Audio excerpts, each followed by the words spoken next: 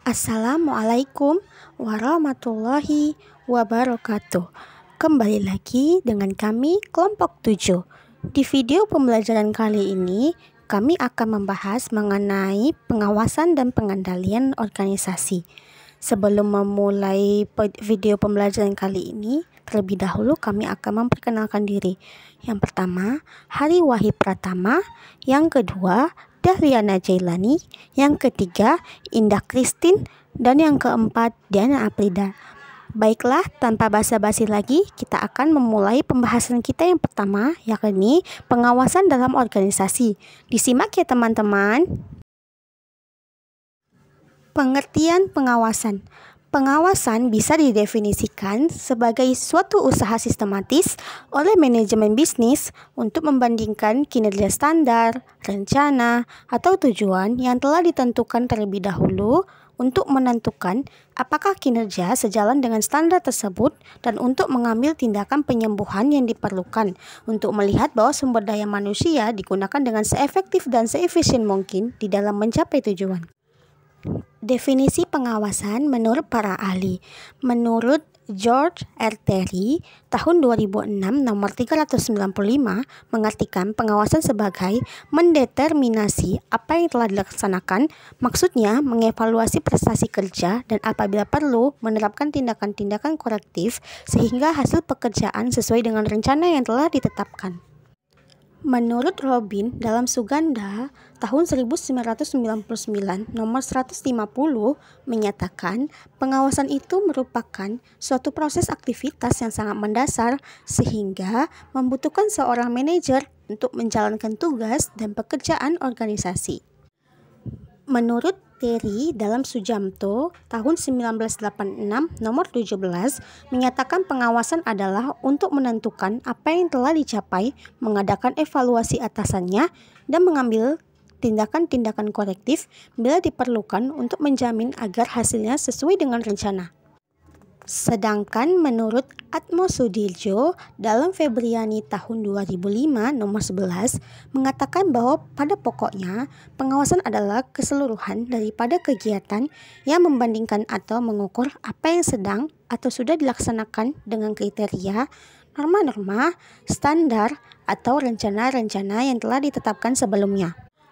Jadi, dapat diambil kesimpulan menurut pendapat para ahli bahwa pengawasan merupakan suatu usaha sistematik untuk menetapkan standar pelaksanaan tujuan dengan tujuan-tujuan perencanaan, merancang sistem informasi umpan balik, membandingkan kegiatan nyata dengan standar yang telah ditetapkan sebelumnya, menentukan dan mengukur penyimpangan-penyimpangan, serta mengambil tindakan koreksi yang diperlukan.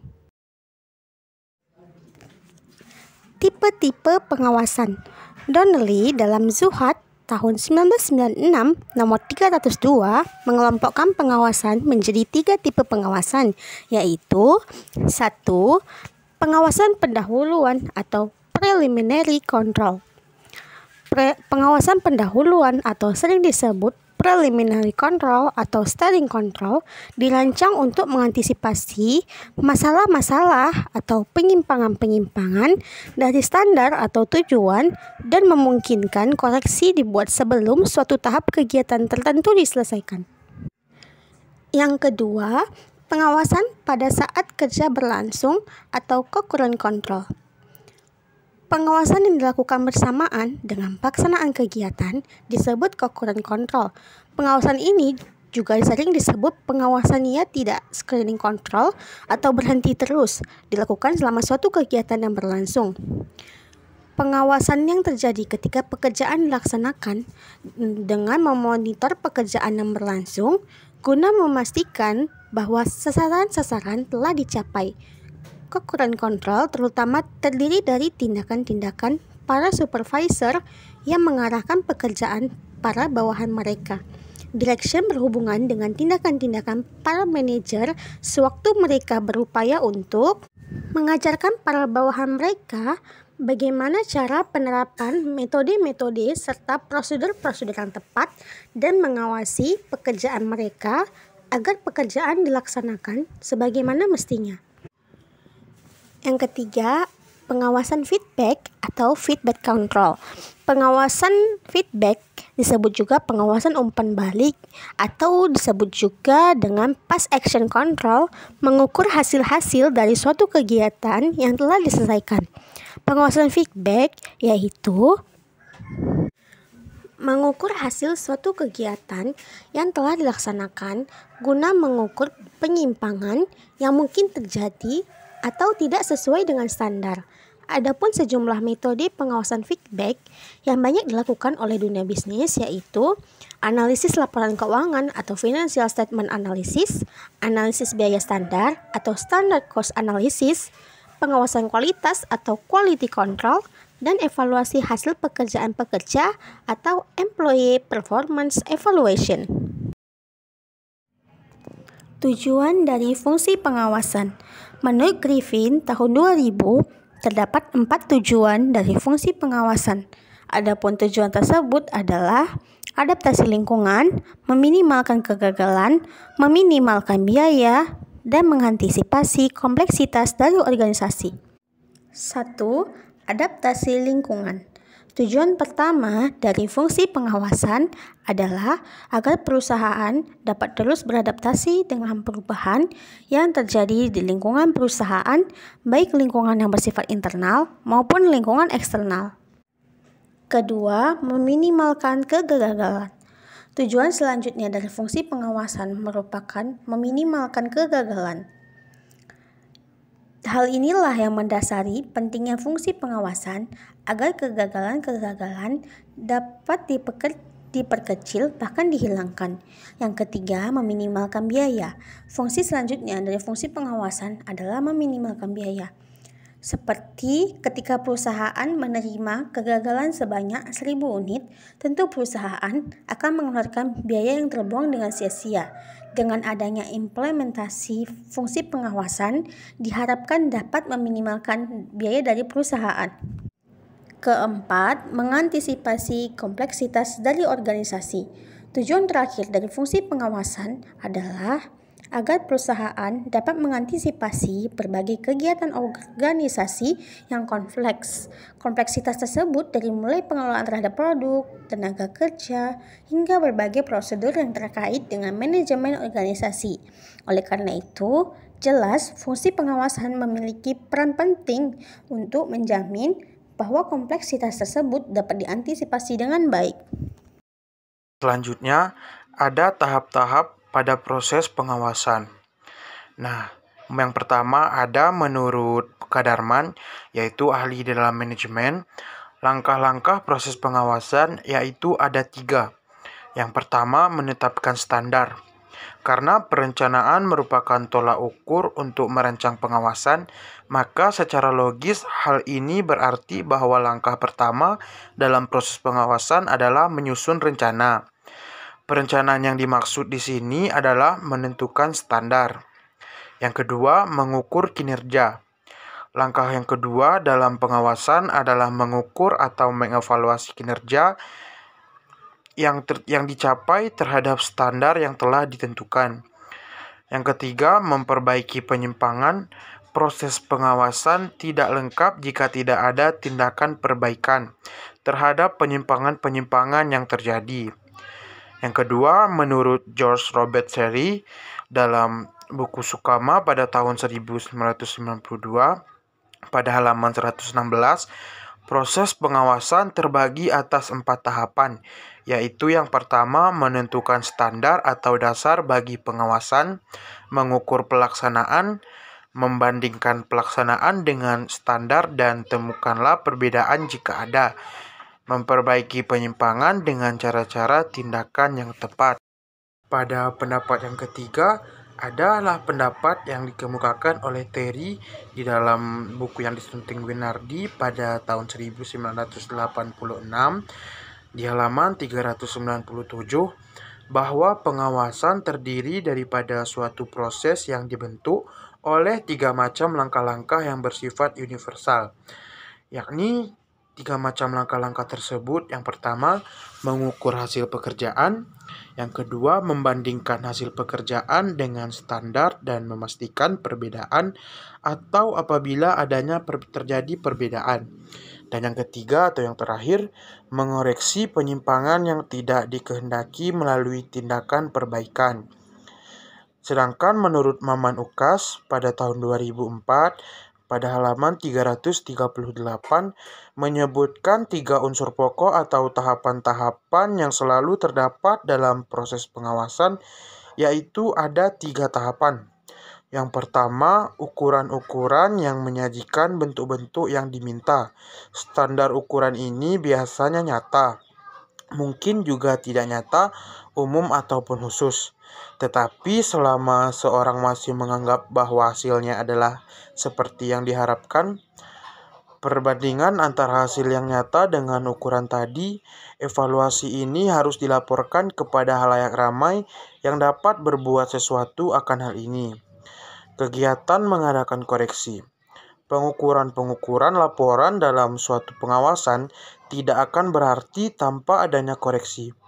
Jikalau dalam hal ini diketahui bahwa aktivitas umum tidak mengarah ke hasil-hasil yang diinginkan.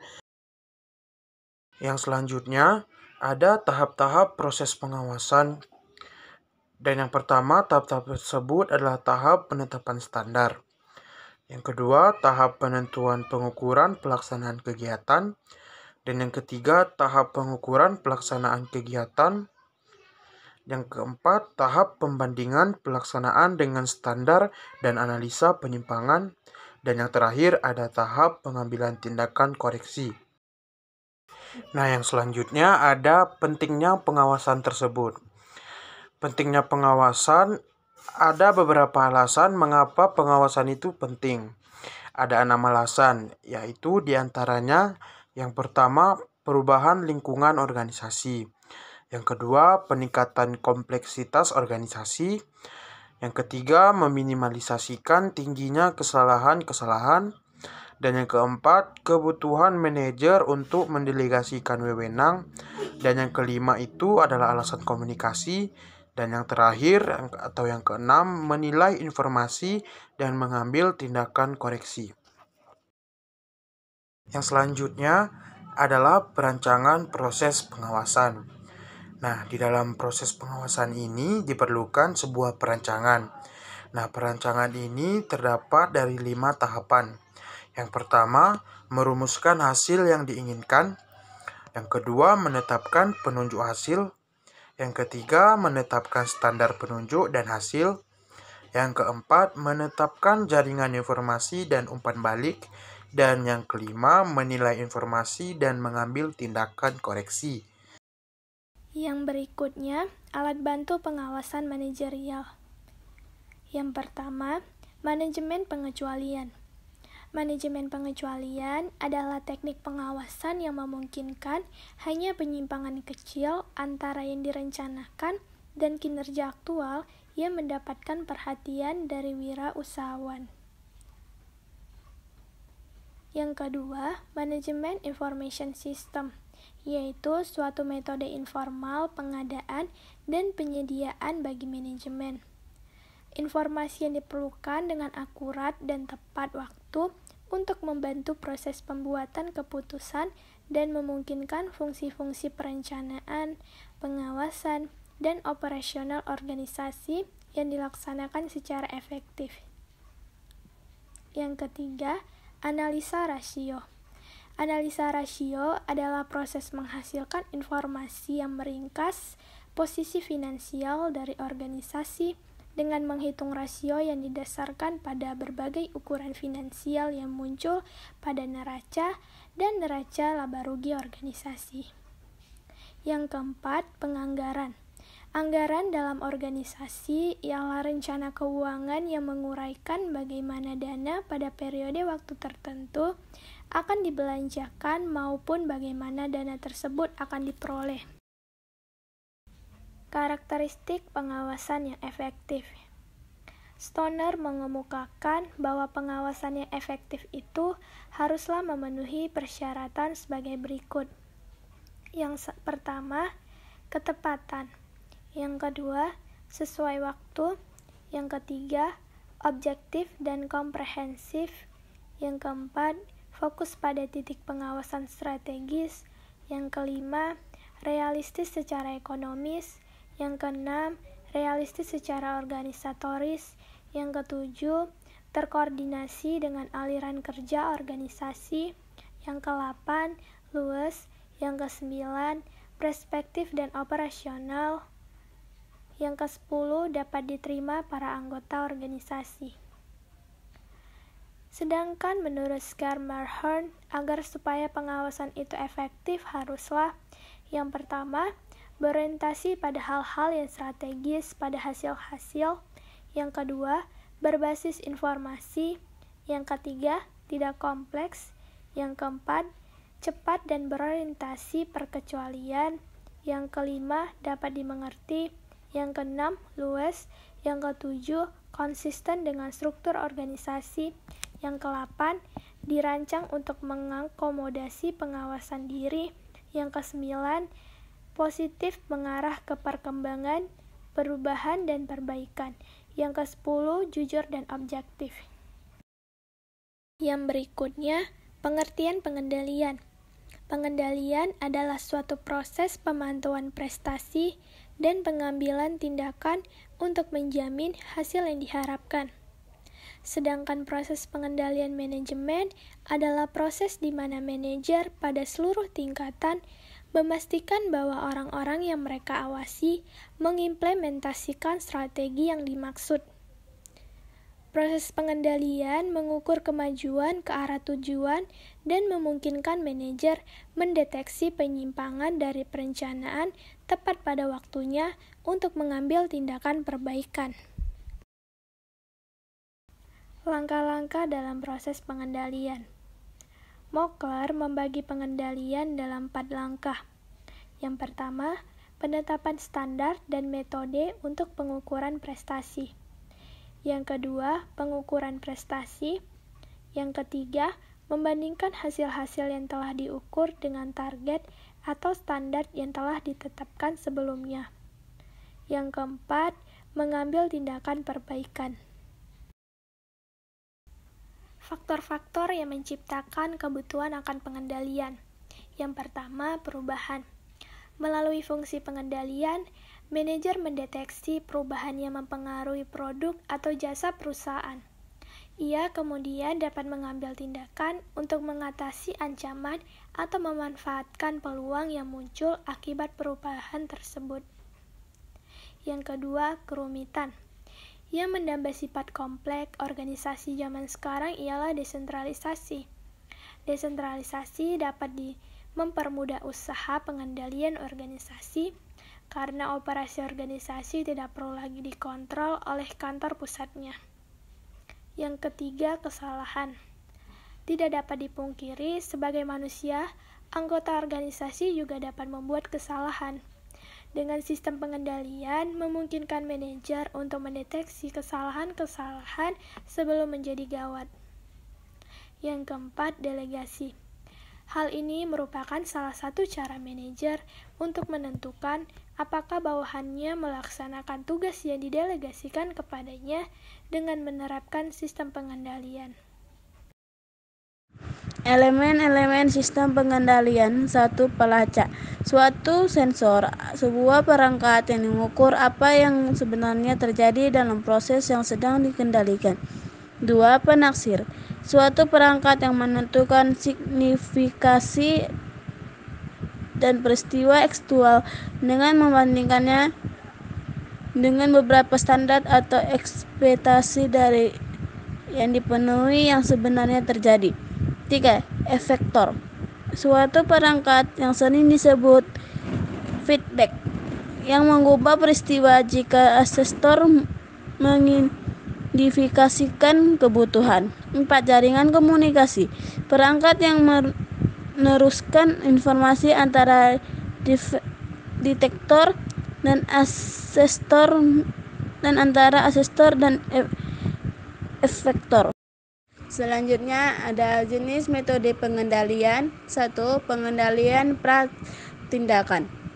Pengendalian pratindakan memastikan bahwa sebelum suatu tindakan diambil, maka sumber daya manusia, bahan, dan keuangan yang diperlukan telah dianggarkan.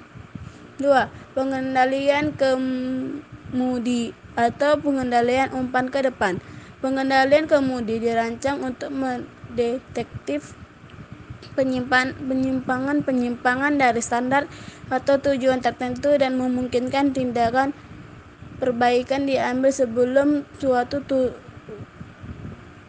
urutan tertentu dirampungkan. 3. Pengendalian penyaringan. Pengendalian penyaringan merupakan suatu proses di mana aspek-aspek spesifik dari suatu produser harus disetujui atau syarat tertentu harus dipenuhi sebelum kegiatan dapat dilanjutkan. Pengendalian penyaringan menjadi sangat berguna sebagai alat pengecekan ulang. 4. Pengendalian purna tindakan. Pengendalian purna tindakan mengukur hasil-hasil dari suatu tindakan yang telah dirampungkan.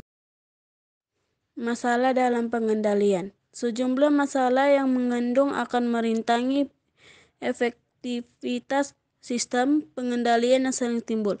A. Faktor-faktor yang mudah diukur terlalu banyak dititik beratkan, sementara hal-hal sulit diukur tidak diberi perhatian yang cukup. B. Faktor-faktor jangka pendek mungkin terlalu berlebihan ditekankan dengan mengorbankan faktor-faktor jangka panjang.